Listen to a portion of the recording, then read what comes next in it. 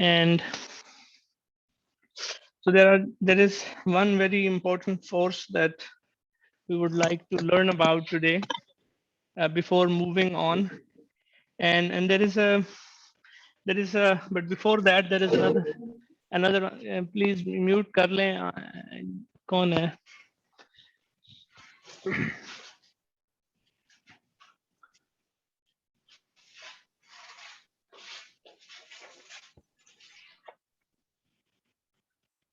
right. So I'm not going to too much detail about the tension force. So we have already discussed it in the context of a spring, a massless spring, and then there is an exercise in your assignment. You will have a look at it. The essential lesson is that if you have a situation like this, you have a block attached to another block through a rope, and if you're pulling the block here, for example, with an external force, the block exerts a force. Let's call this A and this called B. The block A exerts a force on the rope. We call it FSA, and that force is in this direction. And then there is a reaction force that the rope exerts on the block, and it's a reaction pair, so it's simply minus FSA. Okay, an action reaction pair here. And then the rope is going to exert a force here on the block, and the block would exert a certain force on this. So if I call the force that block exerts on the rope as SB in this direction, there is going to be a reaction force that rope exerts on the block is exactly minus FSB. This is all fine, and we get that these action reaction pairs using the Newton's laws of motion. But if this rope is massless, then we made this argument about a spring. Then we can say that FSA is equal to the magnitudes is equal to SP. This is a consequence of assuming that the rope is massless. And if the rope has a finite mass, M rope is not zero or not very small, then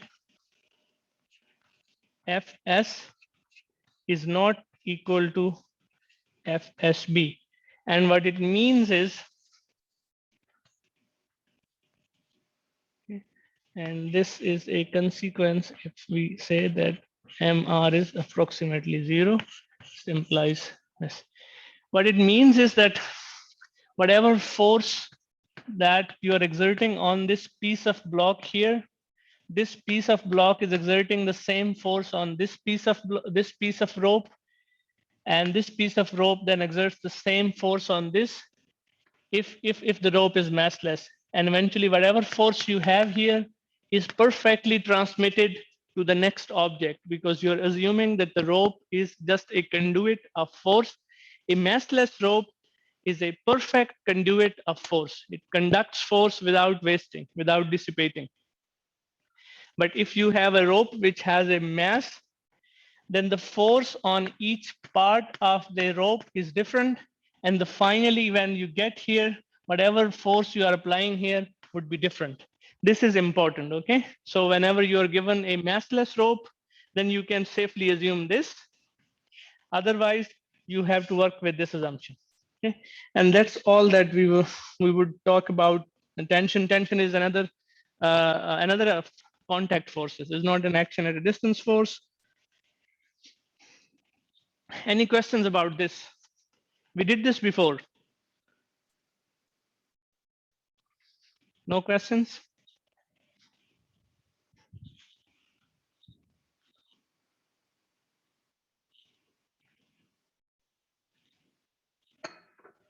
All right. So moving on, the next is the friction.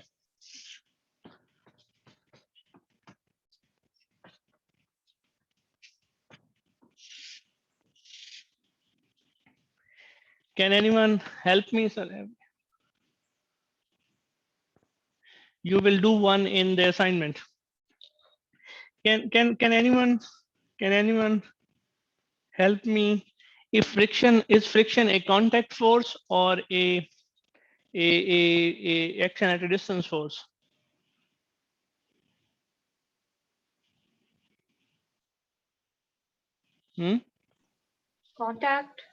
Contact force, yes. Friction is a contact force, and it always appears when we have two solid surfaces trying to slide against each other. When you have two objects, let's say this surface, it doesn't always have to be an horizontal surface. It can be an inclined surface as well, something like this. And it doesn't have to be something like this. It can be a block on top of a block, an object on top of an object. Then this is the interface where the two objects, where the two objects surfaces touch each other, okay? Whenever we have this situation and these two objects try to move relative to each other, okay? Try to slide relative to each other, okay? Doesn't really matter which direction. So, but then you will have to be careful about which object you're considering, because friction acts on both objects, okay? The friction works on both objects. So let's say that the top object is trying to slide in this direction on top of this object, and this is their interface, okay? There is going to be a resistance to the motion, okay? So resistance opposes relative motion of bodies in contact. So it opposes even when you try to start moving an object. It doesn't always come when you're already sliding. When you try to slide, and it's everyday experience, when you push on something that is heavy with a relatively small weight, with a relatively small force, the object does not move, okay? And the reason is because the force of friction is opposing the motion. So that means the force of friction is always in the opposite direction of motion. It always opposes motion. So it is always pointing in the opposite direction. And when you remove the force, when this F is 0, the friction becomes automatically 0. Because if this was not true, then we would end up with a problem. Okay. So what would be the problem if the friction did not go to 0 once we remove this external pull? The object will start sliding in the opposite direction, in the direction of the friction. Yes, and that would be illogical क्योंकि कुछ act नहीं कर रहा उस पे. Yes, yes. So because there is no object acting on this, there is no source of that force, okay? That would be illogical. But we'll talk about this dilemma or this contradiction a bit more towards the later part of the lesson, okay? But just a few words about friction. It's a very useful force. Without its existence, it's very troubling as well, because most mechanical systems do not have 100% efficiency because of the friction. So whenever we have solid surfaces moving against each other, your car's engine or your fan, there is some bit of energy, some bit of energy that is going to be wasted all the time because of the friction between the surfaces. And in mechanical systems, we try to make it as small as possible, as little as possible, to improve the efficiency of our systems. But then if it didn't exist at all, then we wouldn't be able to walk, for example, and we wouldn't be able to drive cars. We wouldn't be able to do a lot of things, a lot of interesting things that we do in our life. The life would be completely different, upside down, if friction did not exist. And so it's both, it depending on the situation. For example, the brakes on your car wouldn't work if friction didn't exist. So depending on the situation, it's both very useful, and sometimes it actually reduces the efficiency of systems. So depending on the situation, we try to increase it between the surfaces, and we also try to decrease it. So this really depends on what we are trying to do.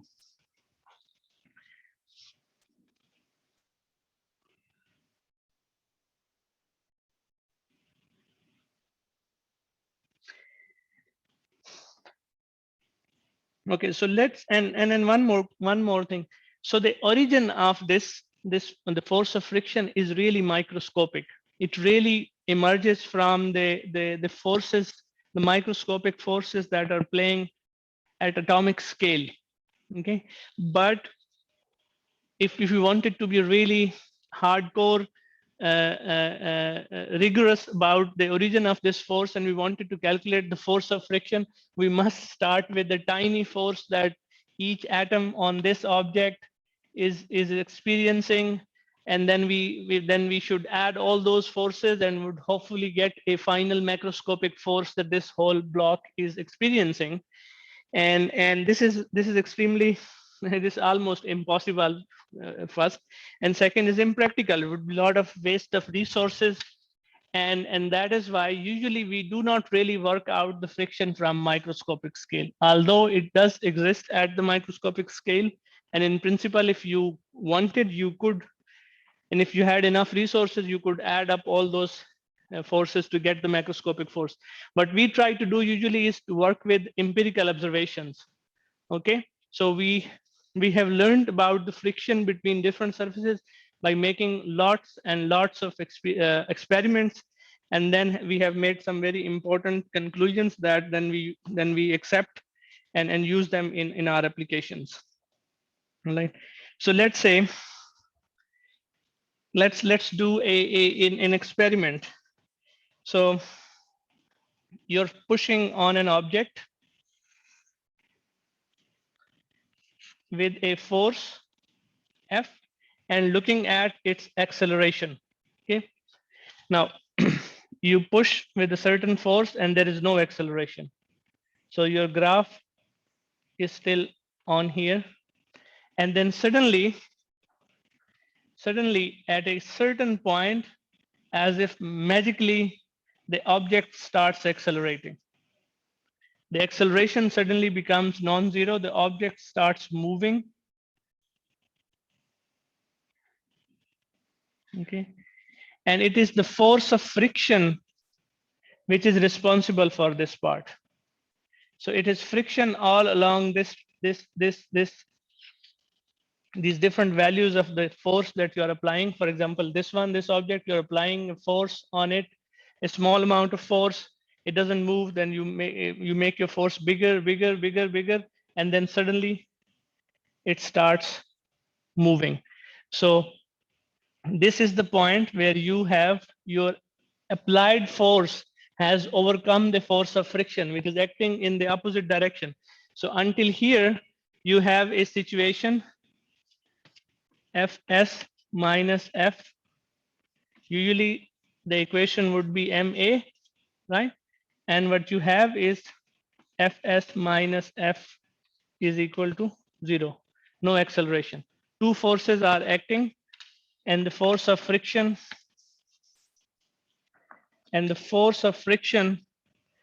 is large enough to resist this force. But the force is variable, you see the external force that you're applying is variable. You are increasing this.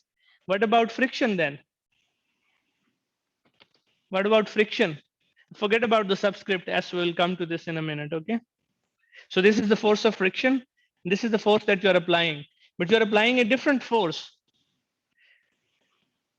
For this equation to be consistent, or for this observation to be consistent, it's only possible that the Fs is increasing as you increase the force. Does this make sense? Otherwise, this equation would not be equal to 0. You would have a non-zero answer, because if fs was a fixed number, if fs was a fixed number and you were subtracting a variable f, let's say initially its value is 0, then on this side you would get certain acceleration again in the other direction. So the only possibility for this observation to make sense, or this equation to be consistent, is that fs increases as the applied force increases, but in the opposite direction. So fs is existing in this case in this direction, and the applied force is pushing the object in this direction.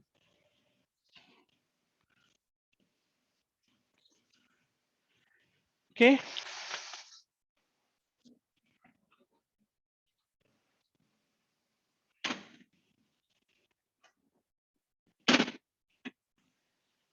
Another empirical observation. So, and it's related to the one we just discussed. So you have the force on this axis and you're applying a certain force on an object. And let's say that you have a way of measuring the force of friction. Okay, you have an object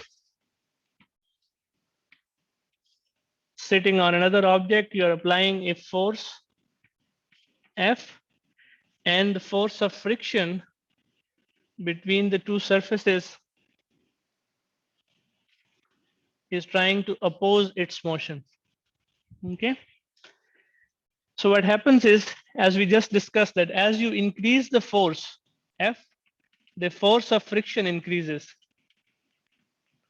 But it has a limit. It cannot increase infinitely. Otherwise, we wouldn't be able to move anything. We are eventually able to move everything that we see, that we try to, well, most things, depending on if we can, how big the force we can muster, okay?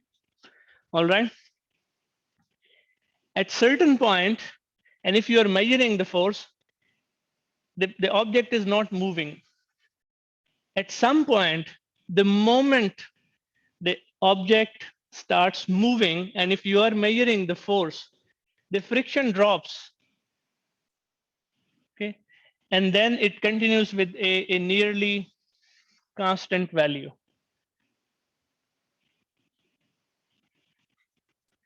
It's noisy, actually. It's not very constant. It has small kinks in the graph. Is a little bit noisy. It has small peaks, small noise here.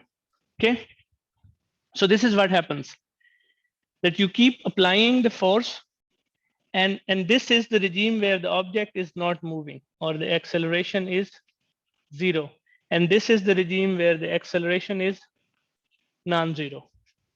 Okay, and then the object starts moving. What does it tell us? Sir आपकी जब ये constant होगा तो आप मतलब इसके अंदर जो फ्रिक्शन है वो तो कांस्टेंट है इसमें, राइट? लेकिन आपकी फोर्स इंक्रीज होती जा रही है जी। तो अगर आपकी फोर्स इंक्रीज होती जा रही है तो एक्सेलरेशन मतलब होगी ना, आपने लिखा हुआ है एक्सेलरेशन इक्वल्स टू 0। नहीं, इसमें तो नहीं होगी ना, यहाँ पे तो नहीं होगी, इस रिजीम में लिखा हुआ है, इधर तो लिखा हुआ है x a is equal to non-zero। अच्छा, दूसरा ये मैंने आपसे पूछना था कि ये एक सडन जो डिक्रीज आ रहा है फ्रिक्शन में वो क्यों आ रहा है? मतलब आराम, मतलब एज इन ग्रेजुअली नहीं डिक्रीज करती है फ्रीक्वेंसी, या बहुत मतलब इस तरह सडनली करती है? सडनली डिक्रीज करती है। So this is zero acceleration, the object is not moving. Okay, सही। एक तो इसका जवाब ये है कि it's an empirical observation, but the second a little bit more intuitive answer is that once something is sitting on top of it, is resting, it is resting on that object, it's stuck. I mean, if you have a microscope and zoom out here in, what you would see is that the surface is not as soft. Even if you take Teflon or whatever, the softest and the most polished material that you take, and then you look at the two surfaces with a microscope at a good resolution, the surface is very ugly and very bumpy. It looks like these little micro mountains. That's the lower surface, and the upper surface then fits in sometimes, not always. Some mountains are fit. Okay, so this is the upper surface, and this is the lower surface. And microscopic scale, this is what happens when object is not moving. So it has fit in, it has stuck in. Okay, And now if you resist, if you push one object against the other, then you have to climb these little mountains all along the surface. And if you add up, all these mountains are the ones that are giving you the force. Okay, so this object has to this bit has to go over this mountain, this bit has to go over this mountain, and so on and so forth. All right, and then Sir, I have a question. just wait a minute. For Okay, you. let me finish with this. Okay, give me a second. And then what happens is, so this is the static part until here. You keep applying the force, and the object does not move. Is there the force of static? So the friction keeps increasing. But once you have the enough force that you have been able to overcome all the mountains, suddenly the object starts suddenly moving, and then the object is no more stuck, is no more settled into these grooves. It's just moving. Now, once it's moving, some of these upper peaks would be on the peaks and the others would be with the peaks, and it's a dynamical moving situation. And that is why the moving friction is smaller than the maximum of the static friction, and it drops suddenly, because suddenly the object gets, once it gets out of the grooves, then it moves with nearly a uniform resistance to its motion, because then there is averaging happening in time as you're moving. Does it make sense?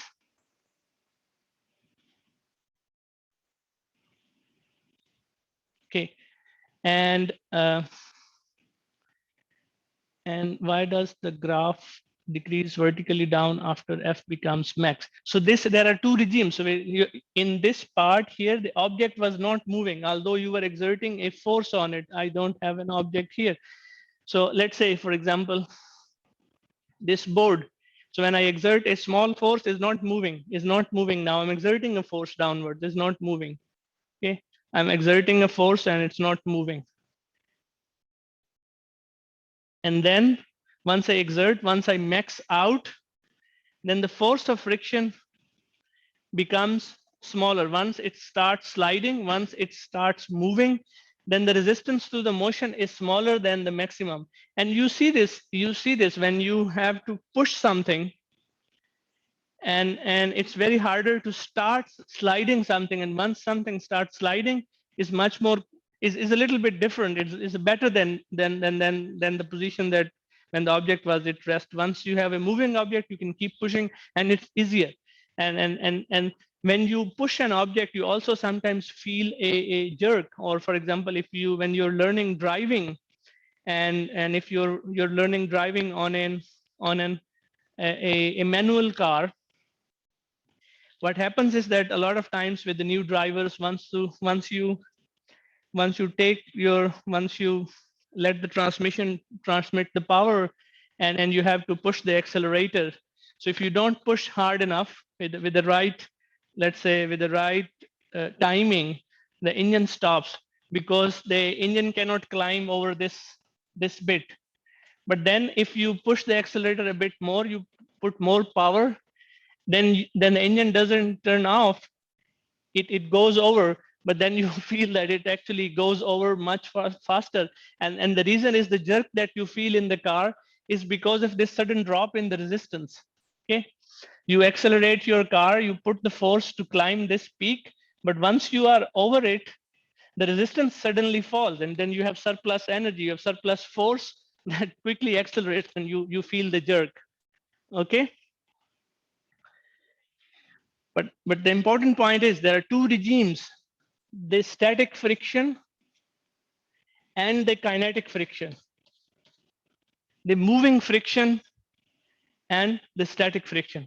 And the moving friction, once you choose your material, once you fix the surfaces, and then a few other things, I'll come to that in a minute. Then it stays constant. Let's say for a given assembly, for this object, it stays constant, okay, in a reasonable range. But this force is not constant. Okay, and now I'll explain what these forces depend on. Okay, somebody had a question. Go ahead, please now. Sir, you answered it.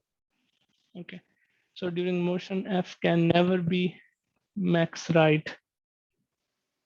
if you think, if you call the whole thing friction, yes, it's not max, it's smaller than the maximum force of friction. Okay, and but the moving friction remains constant, and the static friction changes from 0 to Fs, a maximum value. We'll talk about what the maximum value is. Okay. All right.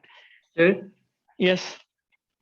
sir, this graph is for a body that we started to move that was at rest. So can we say the same for a? Can we say that this graph can also apply to a body that is moving at constant speed?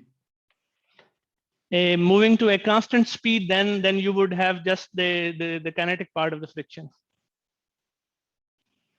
Yes, there is another very interesting thing, that if you were doing the opposite, and it happens when you apply brakes, you're decelerating, right? And then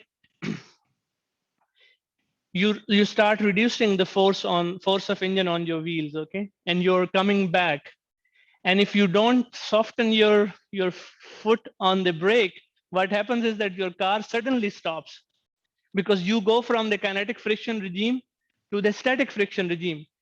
And if you're not trained to work this out, if your foot is not trained, you're not accustomed to this, and you just keep pushing the brake at the same, the experienced drivers, if you talk to, and some of you, if you have started driving cars and have experience, you would know that for a smooth stop brake, and now with the modern technology, the brakes are, I think, designed to work out this response. But if you are in an old car, for a smooth stop, you must lighten your foot right before you're coming to rest, and then you would have a smooth stop. Okay, so it applies in the opposite direction. Yes, if that was your question. And it is not related to inertia. Okay, any more questions?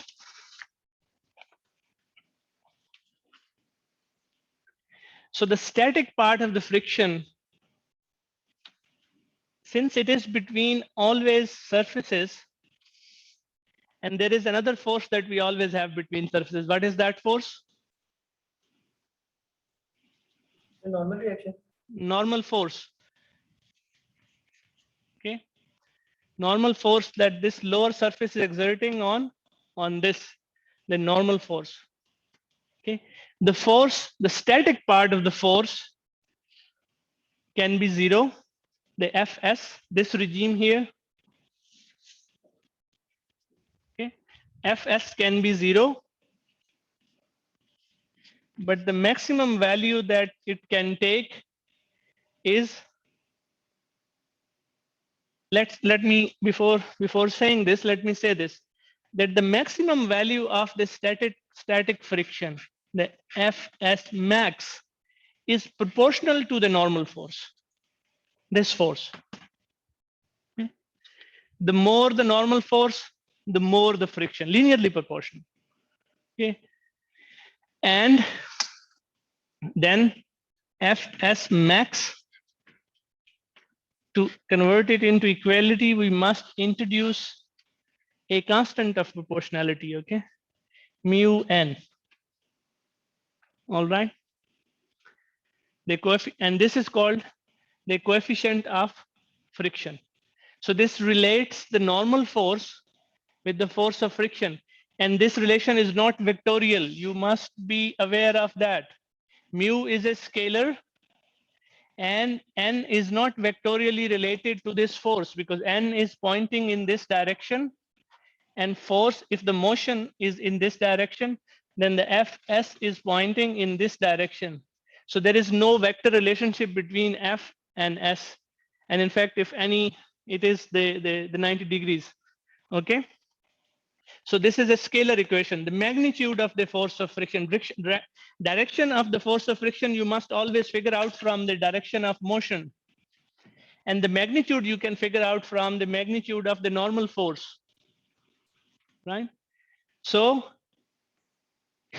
the maximum of the static friction is mu times a constant, which we call coefficient of friction, times the normal force. Okay, So then we can write it that the maximum value of Fs can be mu n. Ji Ariba, sir आप थोड़ी सी वो बता सकते हैं कि basically static friction है क्या और काइनेटिक फ्रिक्शन है क्या बिफोर दिस? स्टैटिक फ्रिक्शन ये है, आप किसी भी भारी चीज को जब मूव करने की कोशिश करते हैं, ठीक है, शुरू में, तो वो मूव नहीं करती. Let's say you are trying to move something that's much bigger. Let's say you are trying to move a huge sofa at your home, right? You trying to push it, and let's say it's a big sofa that you can't really slide alone. So you exert a force on it, don't you? Yes. Do you see an acceleration? No. So that is the static friction that is working against you.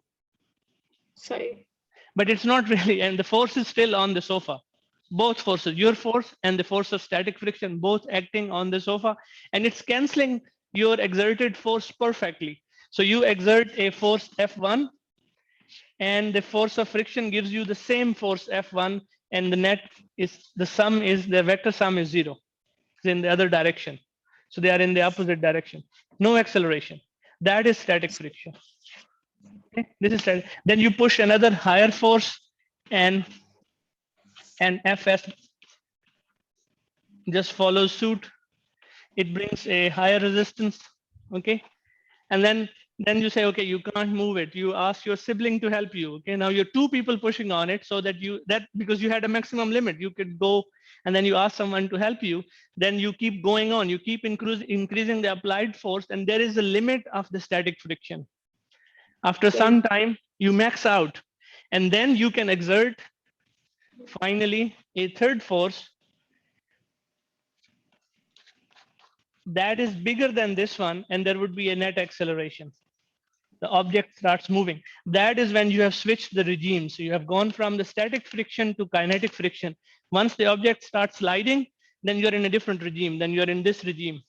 Okay, is it better? एक और मैंने आपसे ये चीज पूछनी थी कि कभी कभी क्वेश्चंस आते हैं कि उसमें बेसिकली क्या होता है कि एक ऑब्जेक्ट मतलब किसी उस पे होगा, हिल टाइप पे होगा या किसी स्लैंटेड सरफेस पे होगा, और वो कहेंगे कि इट्स अबाउट टू मूव, मतलब उस पे फोर्स अप्लाई हो रही थी, it was previously stationary and it's about to move. तो जब वो अबाउट टू मूव वाला सिनेरियो आता है तो उसमें एफएस एफके के इक्वल होती है या ये दोनों कंसेक्यूटिवली एग्जिस्ट कर रही होती हैं और एक्ट कर रही होती हैं उस नहीं, ऑब्जेक्ट? ये उस वक्त ये जो मैंने आपको इनइक्वालिटी लिखी है ना, you can assume this Fs is equal to mu n when it says the object is about to move. Okay.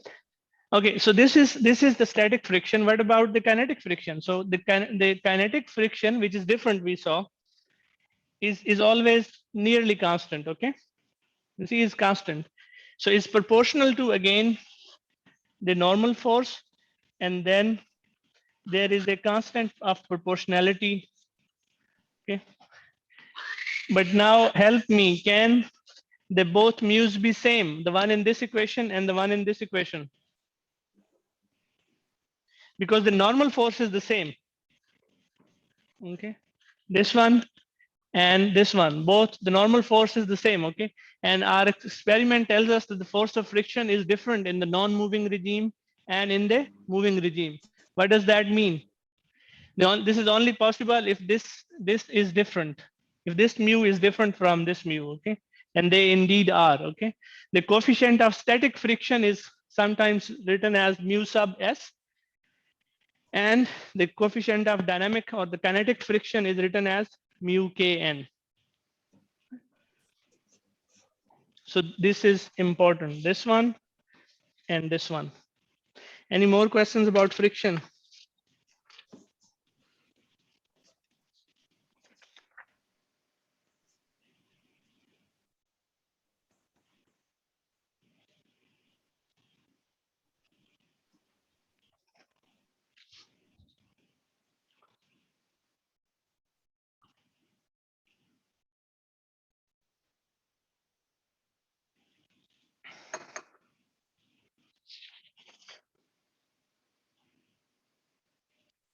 So let's do quickly an example on friction.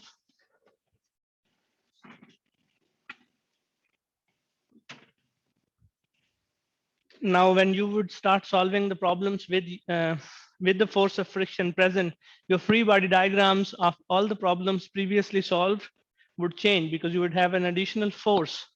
Okay, all the all the expressions that you remember for the acceleration for different kind of situations, they would change. So it's always better to work out with a fresh free body diagram with all the forces accounted for.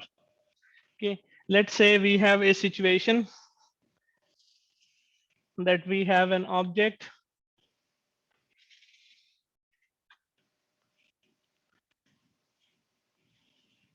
a block on this inclined plane surface which makes an angle theta with the horizontal. And then of course the free body diagram, normal force, and we choose the coordinate system like this. Okay, normal force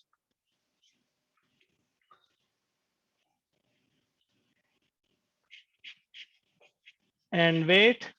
What other force? Friction. In which direction? Towards the opposite. top. Opposite, अगर वो नीचे move कर रहा है तो. फिर acceleration का component होगा उसके opposite होगी EX direction में. ठीक है, but it's the better way to think is that it actually opposes motion, and in this case the motion is going to be only along this direction. So it's usually, not always, you have to be careful with this, that is parallel to the surface. Okay, sorry, anti-parallel to the motion of anti-parallel to the motion, or is parallel to the surface. Okay, the other surface, okay? The sliding surface. So this would be F. Right, and now if I write the, in this coordinate system, if I write the forces for the X component, then they are MAY is equal to the acceleration, and on this side I have the force N minus mg cosine theta. All right, and we know this is a constraint equation, that is the object is not accelerating in this direction. Okay, there is no acceleration, it's continuing on the surface, it stays on the surface. So the acceleration along the y direction is 0. That gives us N minus mg cosine theta. We have done this countless time, and the normal force is simply weight times the cosine of the angle of the inclination. Okay. mg को sin theta नहीं होगा? I don't know, let's see.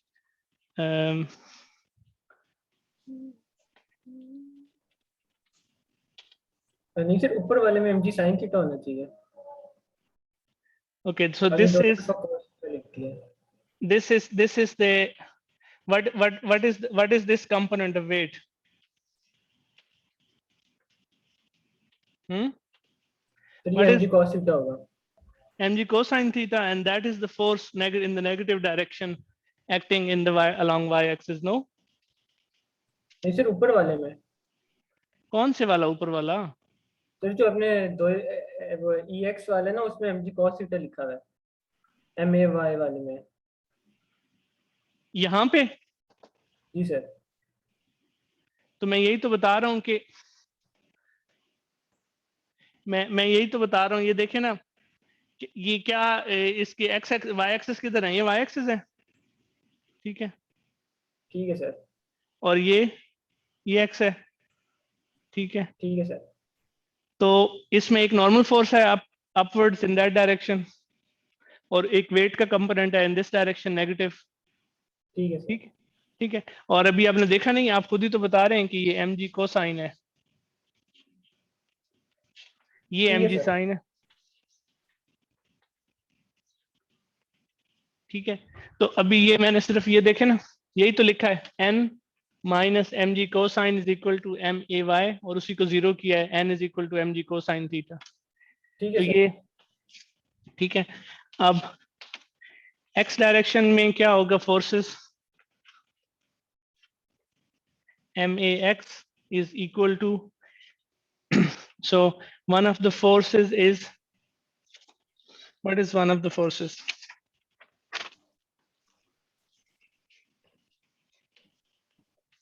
mg sin theta.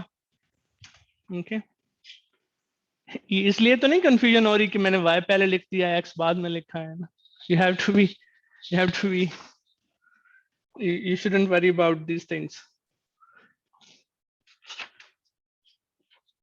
And the force of friction, okay, in the opposite direction, the force of friction, this one here, and this is now mg sin theta. Okay, force downwards, the force upwards, and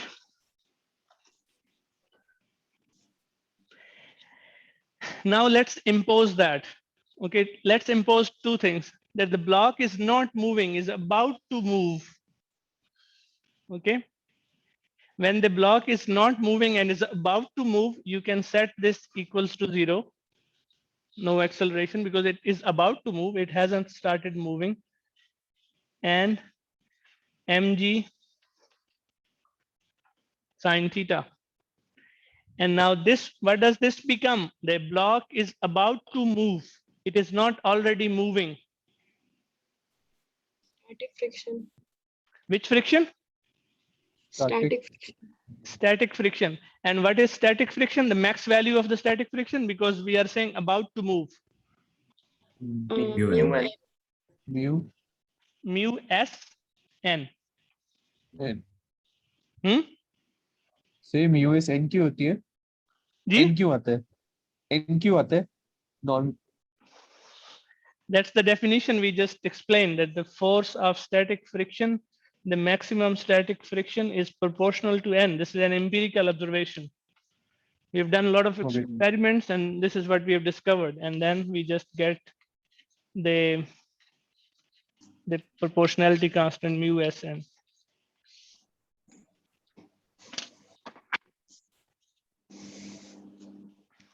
All right, so coming back to this x component of the equation. So the object is about to move, so we can write this now. What is the value of n? mg cos mg theta. cos theta. mg cosine theta. mg sine theta minus mu s mg cosine theta.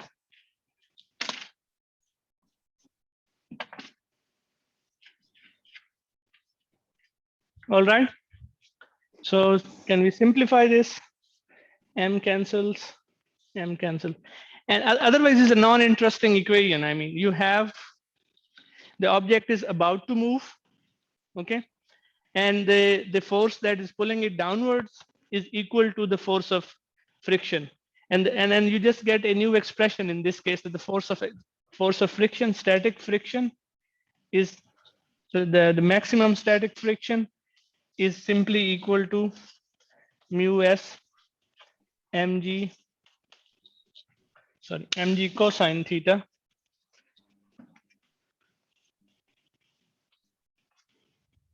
Okay. So it seems that force now is somehow related to the weight, but we have been very consistent. So we have stuck to the definition that the friction is the coefficient of friction times the normal force, and the normal force in our particular problem turns out to be dependent on the weight in this way, not just all of the weight, a component of the weight. And then once we introduce, we get a new expression. But but this is interesting. I want you to pay attention to this. So what do we get from here? What we get is, if you cancel the mg, you have 0 equals sine minus mu s cosine, and this gives me a relationship tangent theta is equal to mu s.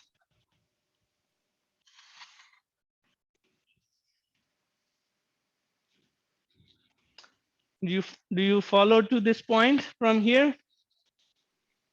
Sir ये equation तो ये imply नहीं कर रही कि आपका जो curve मतलब कर्व कह रही हूँ स्लोप सरफेस है उसका जो स्लोप है ग्रेडियंट है वही म्यू एस के इक्वल है क्योंकि उसकी भी यही इक्वेशन नहीं होती tan theta equals mu S. Let me get to that. Okay. Just Okay. wait a minute. Okay. Is it okay with everyone that you get to this equation? Are we on the same page? The proverbial same page? So, but this, look at this. This is true only for a particular value of theta. Because theta itself is a variable. So if I change the inclination, if I change the theta a little bit, if I change this theta, look at the two terms competing here in this equation. This is the force pulling downwards along this, it's a force parallel to the plane, this force here. And this term is the force of friction. They both are balanced, they are equal. But if theta is slightly bigger than whatever value I have in this situation, so we have this situation, okay? And now if I make the theta slightly bigger, so what would be the sine theta plus a small number? Would it be bigger or smaller than this one? Would this term become bigger if I increase theta? Yes. Yes, because sine goes from 0 to 1 when you go from 0 angle to 90 degrees, right? So when you increase angle, sine theta increases. So this term would increase. What would happen to this term when I increase theta? It would become smaller. It would Smaller. become smaller. So the friction would become smaller. And it's intuitive because if you make the surface much and much vertical, the normal force is going down. It's much and much smaller. The weight is coming more in line with the surface. Okay, so the friction is becoming smaller and the force that is pulling the object along this surface is becoming larger.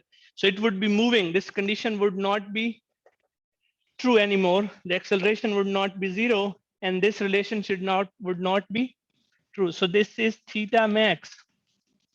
For everything else given, okay, there is a maximum angle of the inclined plane which can sustain, which can ensure that the block rests without moving. This is the maximum angle which ensures. So if you increase the angle a little bit more, okay, so in this way you can calculate. So this is an empirical constant. Once you fix these surfaces, once you say that this is wood, and you say this is concrete, and what else? And then you specify the weight. You say this object of wood has mass m, is sitting on a block of concrete. Once you fix these three things, mu s is fixed.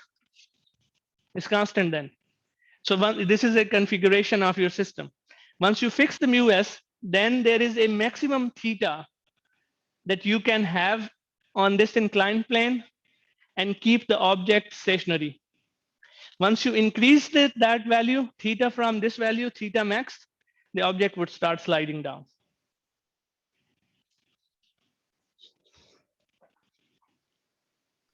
Sir तो theta increase करने से mu S increase नहीं होगा तो फिर वो proportional नहीं होना चाहिए नहीं, but mu s, मैंने तो बताया आपको कि mu s depends on which things? Three things. The material of the lower surface, the material of the upper surface, and the mass of the object. और ये थीटा पर डिपेंड नहीं करता नहीं करता ना, ये तो एक गिवन वैल्यू है थीटा की. थीटा म्यू एस पे डिपेंड करता है, लेकिन ये थीटा क्या है, थीटा क्यों म्यू एस पे डिपेंड करता है? This is a max value of theta that you can sustain. This is a very specific value of theta that would change if you change the material, if you change the weight, the mass of the object, then this max theta would change. So this max theta is this, that you can have several angles. You can have this angle, you can have this angle, you can have this angle. Now imagine if you make the the plane vertical. This is free fall. The normal force would become 0 and the object would just simply drop, and the force of friction would go to 0. And you can also see it from here. This is the friction term here. What is the cosine 90? 0. So this term goes to 0 once the angle is 90. And what is the sine 90? 1. So this term becomes, the force would become simply the force of gravity, mg. And this term goes to 0. So if these two forces are interplaying with each other as a function of angle, we know that at 90 degrees, this force is 0. And at 90 degrees, this force is mg. This term max is at its maximum. This is at its lowest. Now take it the other way around. Sine 0, you make the plane flat. Sine 0. What happens to this term? 0. This term becomes 0. Sine 0 is 0. There is no force along the surface. Okay. What happens to this term? It becomes 1. It becomes maximum. Okay, so no motion. So in between these two extremes, there is an angle when these two forces are exactly equal. Okay, and that is when you say that is a critical angle. If you increase it a little bit more, the object starts sliding down. So that's a particular value of theta. Please do not misunderstand that somehow mu s depends on theta. It's the other way around. This critical special angle at which if a little bit more change in the angle would make the object slide down, that special angle depends on the coefficient of static friction. Is it better now? So is the angle 45? No, it depends So, again. It cannot so be. So It if, doesn't have to be. because sine 45 and cos 45 are equal. Yeah? So sine 45 and cos 45 are equal. Yes, but then you have other quantities here. You have, why do you think? Because you have mu s as here as well. Okay, sir. Okay. This is not simply mg sine minus mg cosine. There's a mu s here. And what I can tell you, if you have a very smooth surface and a very light object, the angle would be very small. At a very small inclination, the object would start rolling down. If you have a very rough surface and a very heavy object sitting on it, then this theta max would be large. Okay. It is again really when would you slip?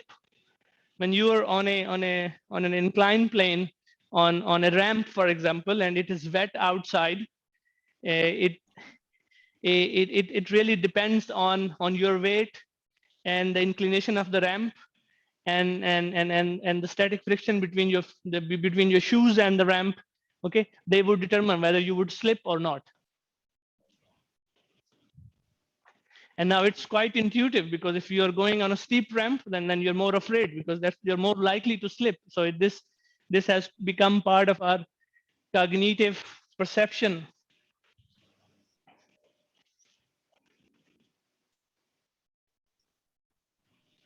So one last bit, okay, again from this equation, this equation, mg sine theta on the next board.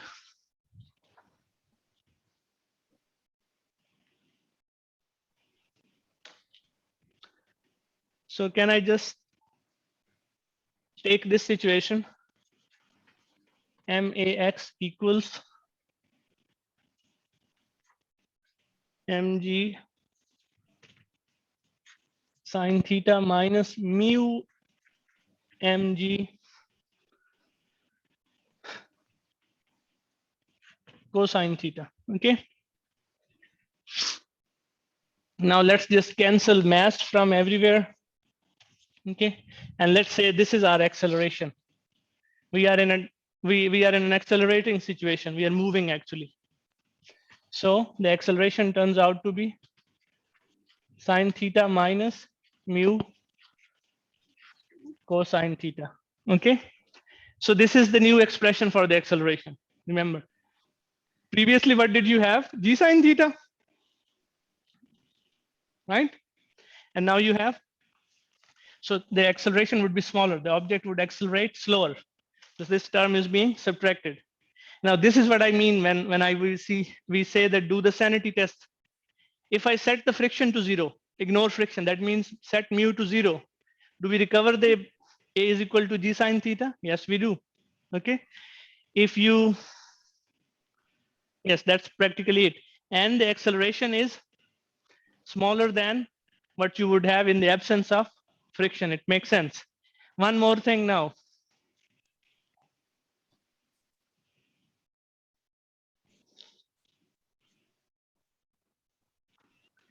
So now let's say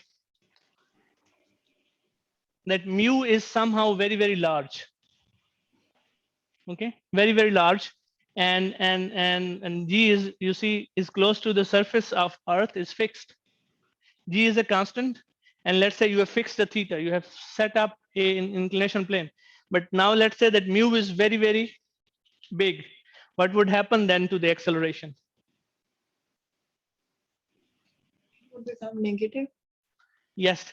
Does that mean the object would start sliding upwards? से होना तो यही चाहिए लेकिन No, it does not. It does not.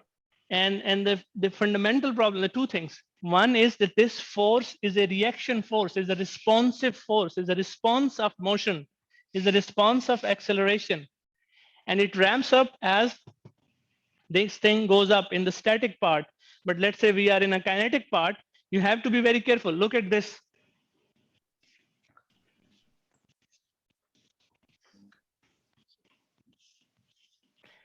How do we determine which is the direction of the force of friction? Motion के opposite वाली Is direction mein, because we are assuming that the object is moving in this direction. Now reverse the situation. Okay. Now let's say that the object is sliding upwards. What would be the direction of the friction force? Downward हो जाएगी Downward ho jayegi. So it cannot slide under the force of friction, because the fallacy comes from this assuming that somehow the friction and the acceleration have become have with this have become in the same direction. Okay. And this also means that if this is large, that means the object hasn't started moving at all. Okay. It cannot just be negative. If this is large, the only consequence is that you haven't reached a limit where object has slided downwards, sliding downwards. And if you think that object should start sliding upwards, it cannot, because then the friction would change direction immediately. The moment you change the direction of motion, the friction goes to the opposite direction, right? Okay, this is the official end of Newton's laws of motion. If you have any questions. I just have a one brief comment about the Newton's laws of motion, and it's written much more clearly in your notes. I really encourage you to read it, to understand it. It's very important, and it would be very helpful when you will take modern physics next year, okay, or next semester, is it? So among other things, that we have the Newton's laws, and we can use them to describe different phenomena. There is something very important that Newton's laws entail or induce or we can deduce from, is that when you're observing a particular situation, a something happening, okay, you're making measurements, regardless of your state of motion, as long as you're an inertial observer, you observe the same physics. So if let's say you're 3 observers, 1, 2, and a third one. Okay, let's say that these two are moving with respect to each other with a constant speed v. And again, it just is, I hope now you're comfortable with the concept thinking that there is no absolute rest or no absolute motion. So it's relative. So we can't say this frame is moving and this is stationary. Or we can't say that this is stationary, this is moving and this is stationary. So they're just moving with respect to each other with a constant speed v. Okay. And then there is a third frame. Now we can say, okay, that this frame, for example, is at rest with respect to. So you can say we can only say this, that this frame is moving. It is not moving with respect to this frame, and it won't be moving with respect to this frame. Okay, so when three of these observers, an observer sitting here with meter rods and a watch, and something is happening somewhere. Okay, something here. And let's say that this frame itself, the target frame itself, is not accelerating, is not a non-inertial frame, is an inertial frame, is either moving with respect to these frames, either moving with a constant speed or not moving with respect to these frames. Once you make the measurements in this frame from either of these frames, you see the same physics. You see the same phenomena. You get the same answers. Okay, and this was a great achievement of Newton's. And when Einstein extended it, when Einstein applied it to test more laws of physics, this was applicable to the Newton's laws of physics, for example. Okay, Einstein said, well, let's apply it to the Maxwell's equations, which are the fundamental equations, like the Newton's laws are fundamental equations for the motion, for mechanics. In a similar way, Maxwell's equations, there are 4 equations, in fact, in total, and you don't really need to know the details at this point. So Einstein said, when we apply this concept to Maxwell's equations, and let's see that we get the same results. We have this observation that whether we observe from a moving frame or a non-moving frame, stationary frame, as long as everything is in the inertial frames, of course, whether we get the same phenomena or not.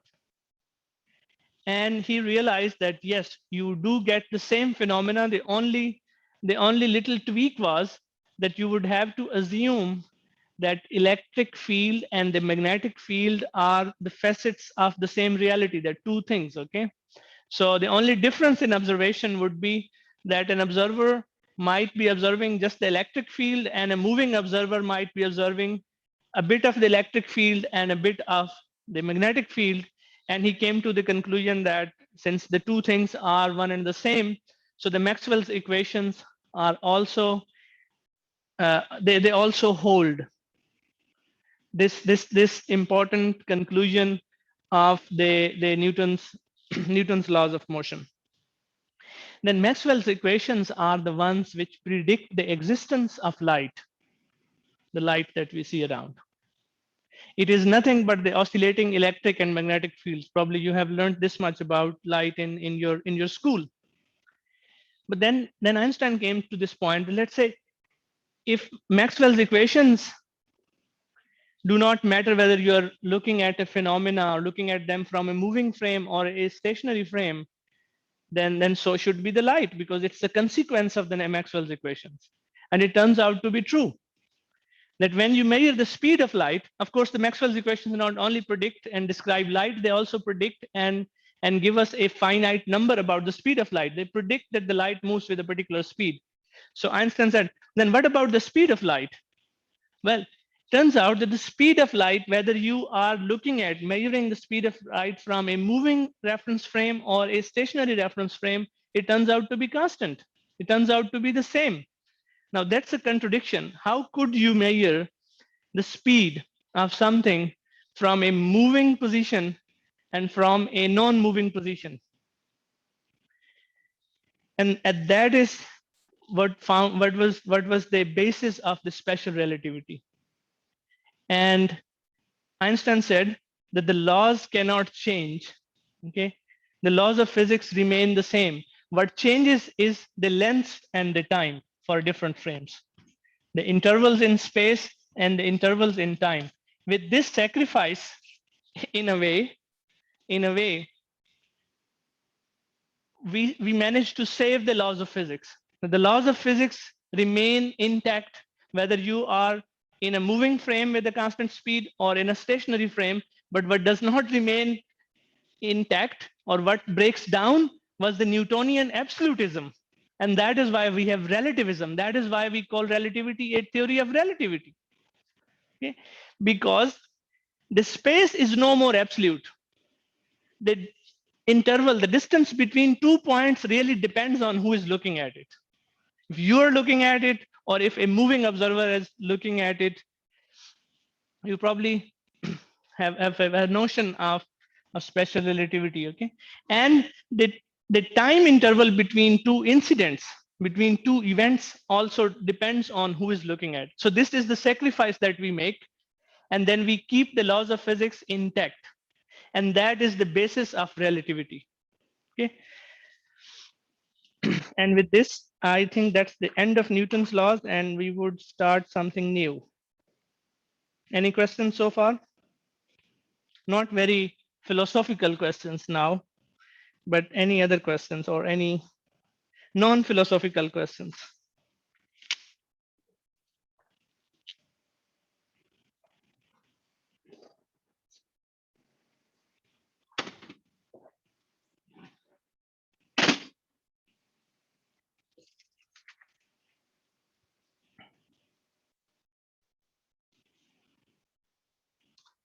Okay, so we are starting to introduce a couple of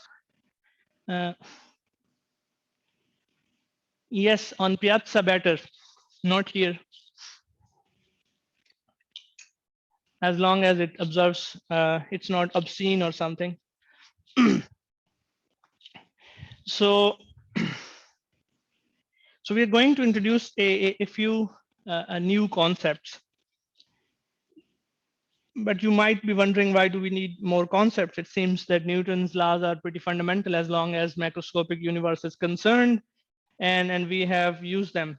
The problem is that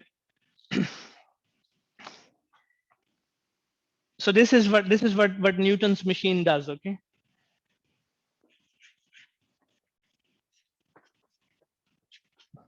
You look at a problem, you figure out the forces.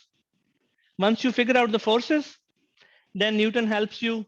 This is not new. This has nothing to do with Newton. Us figuring out the forces acting on an object is totally on us. It is our job to figure out the forces acting on an object. This is not Newton's.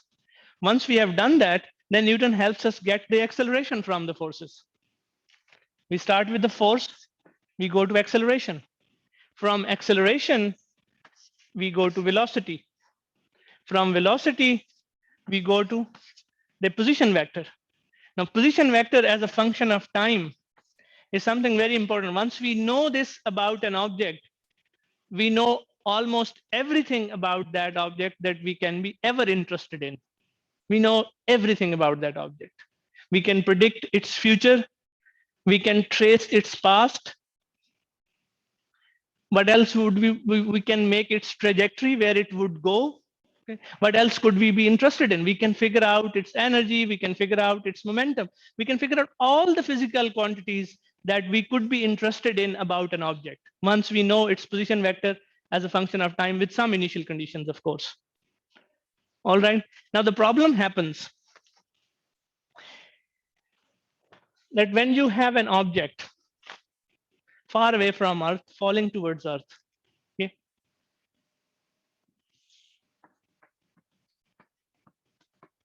what is the force here? Anyone? Someone? GMM over R square. This is the force.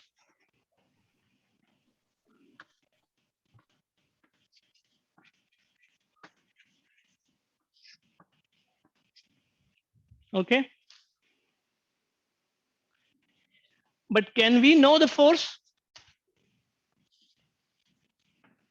because force is our starting point to get R.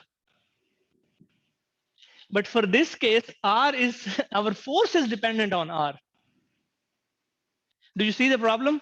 We haven't really figured out what R as a function of T is. Okay, it's changing. The R is changing as the object is falling. Its position is changing. This R is a function of time. It's just its magnitude. Okay, so we haven't figured out this R as a function of time because we haven't solved the problem. But we can't solve the problem because we don't know the force. And we know the expression for the force, you see, but we can only know the force if we know R, and we can know the R if we know the force. Do you see the problem? Or you don't?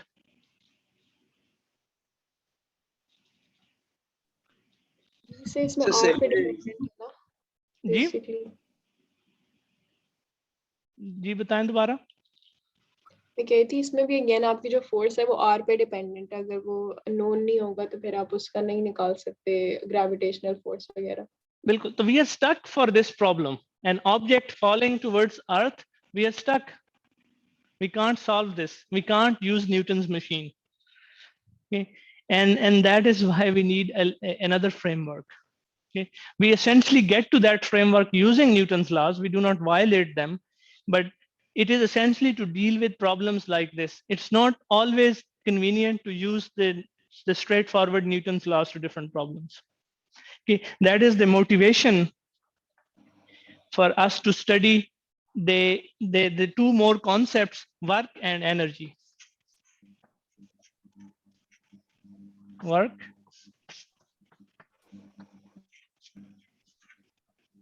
and we'll talk about them in more detail in the next lesson. But I just wanted to motivate that why and how Newton's machinery becomes difficult to deal with, and then we need more concepts.